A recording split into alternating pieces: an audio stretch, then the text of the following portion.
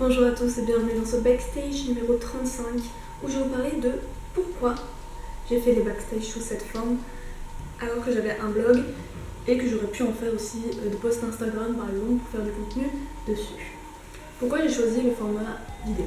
Le backstage, ma chaîne YouTube était déjà créée mais j'étais très peu régulière malgré une réelle envie d'être sur YouTube et de créer du contenu régulièrement. J'étais vraiment dans l'optique de créer des vidéos plutôt artistiques et esthétiquement agréable à regarder, sauf que j'arrivais pas à tenir un rythme régulier de une par semaine ou une par mois. Je me suis dit que les backstage ça pouvait être une bonne solution pour commencer à être régulière tout en amenant petit à petit ce que j'avais envie d'amener sur la plateforme. Il y a aussi eu l'envie de garder des souvenirs de moi et d'avoir comme des petites capsules temporelles de moi à un certain âge ou à une certaine période de ma vie, de l'écriture du premier livre. Et il y a aussi eu, en plus de ça, l'envie de changer de médium, puisque le blog, c'est une fois par semaine, explorer quelque chose de nouveau, et la vidéo était quelque chose que j'avais envie d'explorer, mais j'avais du mal à mettre en place. Donc les backstage étaient parfaits pour cela.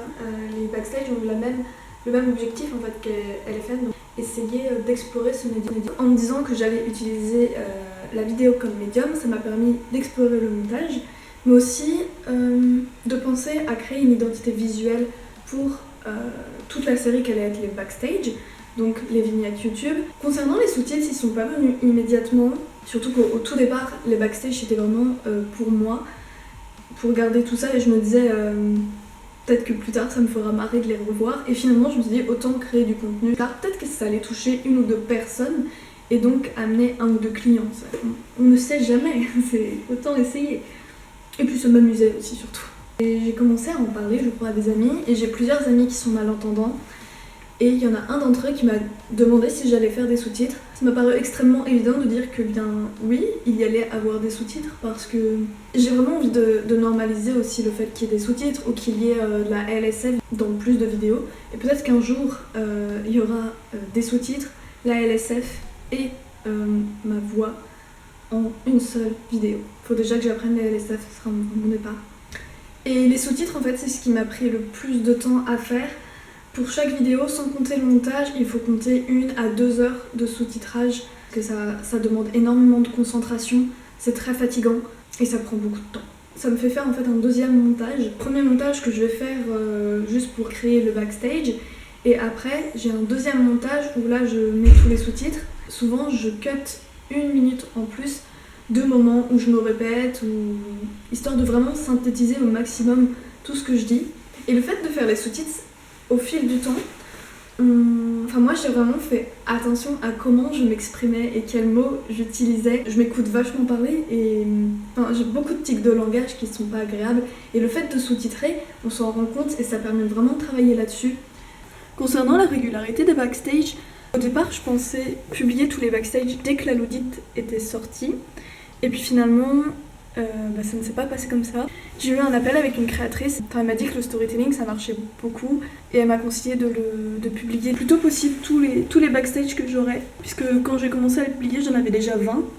Vous voyez que moi j'ai pas trop aimé le fait de les mettre en IGTV, c'est pas quelque chose qui m'a vraiment plu, donc je sais pas si je le ferai pour les prochains backstage concernant Atrochité, donc le prochain livre. Les IGTV, c'était juste des vidéos YouTube mises au format IGTV, mais elles n'étaient pas aussi bien travaillées qu'un IGTV qui aurait été destiné à être un IGTV. Si j'avais commencé à les publier une fois que la Loudite était sortie, ça m'aurait pas permis de tourner la page correctement et de pouvoir me lancer dans autre chose. Pour revenir aux IGTV, je compte de toute façon privilégier YouTube, puisqu'il y a beaucoup de choses qui se passent sur Instagram, mais c'est pas... Instagram, moi je le préfère pour ce qui est des photos. Moi je regarde pas du tout de réel ou quoi, donc je me dis autant utiliser Instagram de la façon dont moi je l'utilise. Et puis si les gens veulent voir des IGTV, ils auront qu'à aller sur YouTube.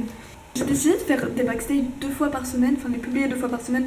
Premièrement parce que j'en avais énormément, mais aussi parce que moi je suis la chaîne YouTube de Gucci. Et Gucci avait fait une série qui s'appelait A Story That's Never End. Et il y avait un épisode qui se publiait par semaine ou par jour. Quand il y a quelque chose, un événement qui se passe, il publie presque tous les jours quelque chose. Et du coup, même si au départ t'es pas intéressé, tu finis par être curieux. J'ai décidé d'opter la même stratégie puisque je la trouvais intéressante. Honnêtement, je sais pas si elle a marché ou pas, mais moi ça m'a permis de rattraper du retard.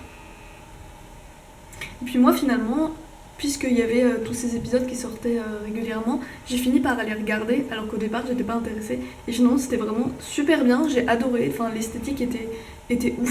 Merci d'avoir écouté, regardé, lu ce backstage. On se retrouve très vite, n'hésitez pas à commenter, partager, liker. Et voilà, à très bientôt.